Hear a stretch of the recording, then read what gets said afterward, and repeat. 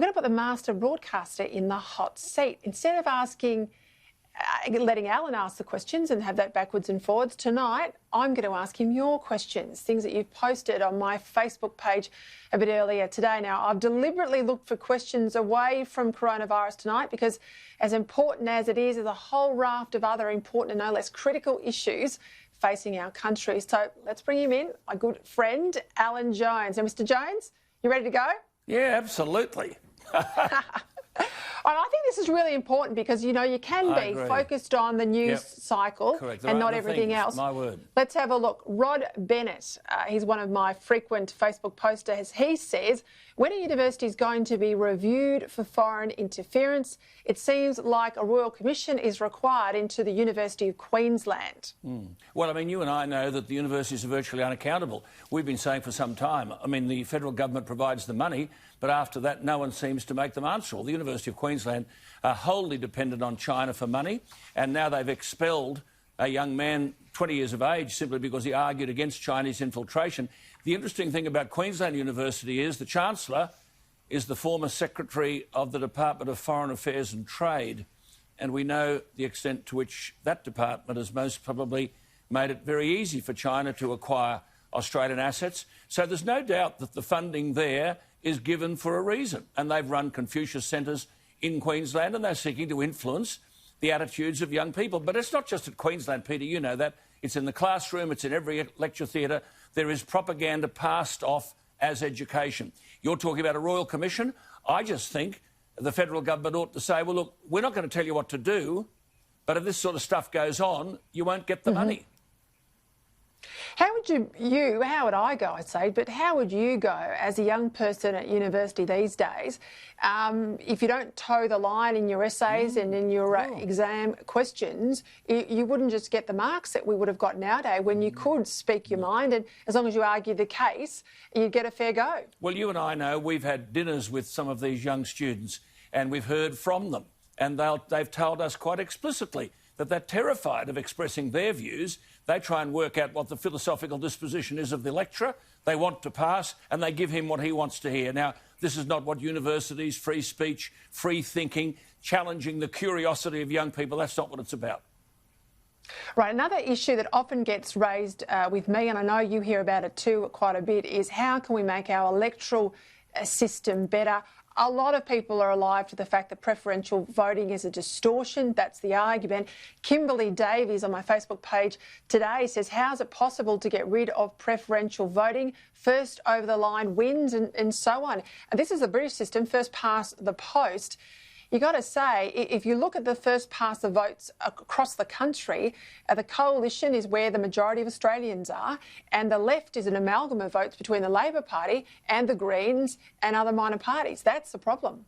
Well, the problem is, Peter, I mean, let's look at the negative very quickly of first past the post. You take the House of Commons in England, where approximately 80 members of the House of Commons represent a minority within the electorate. OK, so that's the negative side. Sometimes those who are elected aren't representing the majority. But the problem with preferential voting is very simple, and that is if you take the two major parties, the person who votes Labor, the person who votes Liberal, their vote counts once.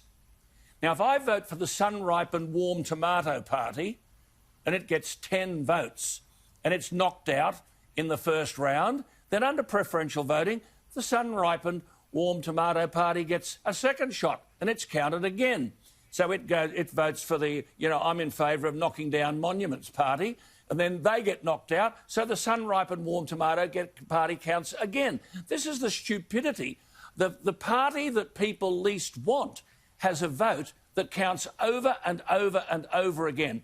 And it makes the whole system complicated. I mean, in the United Kingdom, it's first past the post. We know the result of the election, as you know, at 11 o'clock at night. Here we hang on for months and months and months. But both major parties, Peter, you and I know, think that they are the beneficiaries of preferential voting and therefore are very loath to do anything about it.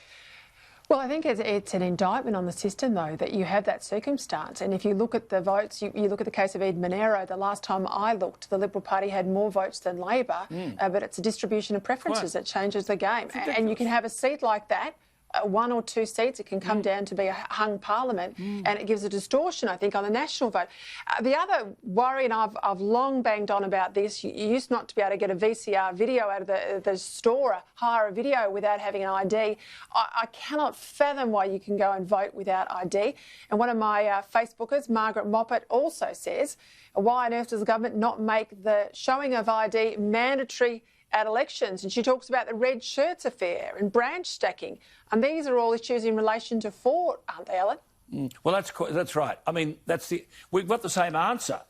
I mean, there are people who vote many, many times. They're never prosecuted. And then, for example, supposing, because when you go to the polling booth, this is the problem. They say, your name, please. And you don't say, Peter Credlin. Peter Credlin. Oh, Peter Credlin, is this your address here, 15 Woodside Street, Pyrmont? Yes, it is. So the bloke standing behind can write, woman, write down Peter Credlin, 15 Woodside Street. And then Bob Hawke instituted the system whereby your name, my name, is on every polling booth in every electorate. So I've got Peter Credlin here now. No one knows who Peter Credlin is, just the person from the street. So this woman goes along and she votes for Peter Credlin 18 times. Now, when suddenly 6 months down the track after the election's been determined, there's a new Prime Minister, they find out this person, Peter Credlin, has voted 18 times. What they don't know is, who did she vote for? They don't know that. Do we take the votes from somebody? How many elections are determined by people with multiple voting? The Electoral Commission is a joke in relation to this, but both major parties think they benefit from this. Now, Vladimir Putin just put a constitutional referendum to the people of Russia. He had 200 proposals on the referendum, one of which said, make me president for life and so on.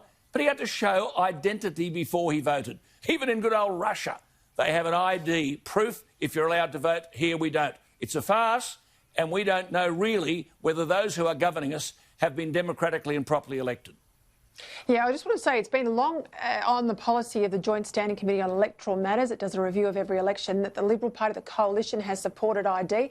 But they're in power and they've not made the change. Correct. So I will follow that up. I will follow that. It's always been a bit of a privacy, a civil rights argument. But given what we know about each other from our phone and our computer nowadays, I think carrying ID to the polling booth is the least of our worries. Well, in India, you dip your finger in some ink, I think.